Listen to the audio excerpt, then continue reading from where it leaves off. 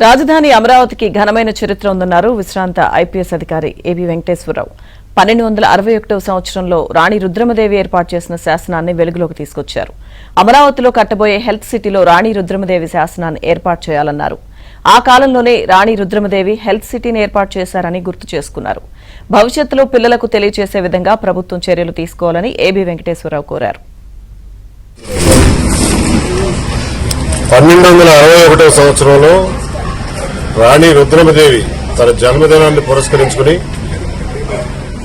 వెలగపూడి మందడం గ్రామాల మధ్యన మల్కాపురం అనే ఈ గ్రామంలో ఒక ప్రజా వైద్యశాల, దానికి కావాల్సినటువంటి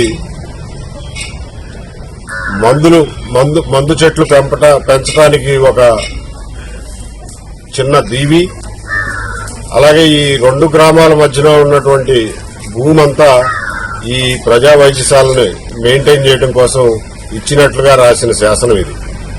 అంతటి ఘన చరిత్ర కలిగినటువంటి ఈ శాసనం ఈ రోజున ఒక పాడుపడిపోయినటువంటి స్థితిలో ఉంది.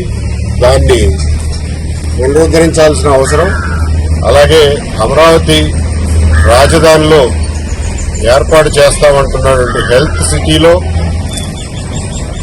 నడి మధ్యలో దీన్ని ప్రతిష్ఠించి దీని ప్రాశస్త్యాన్ని, దీన్ని పురాతనత్వాన్ని ప్రజలందరికీ తెలుసుకునేలాగా చేయాలని చెప్పి మేము అందరం అనుకుంటున్నాం.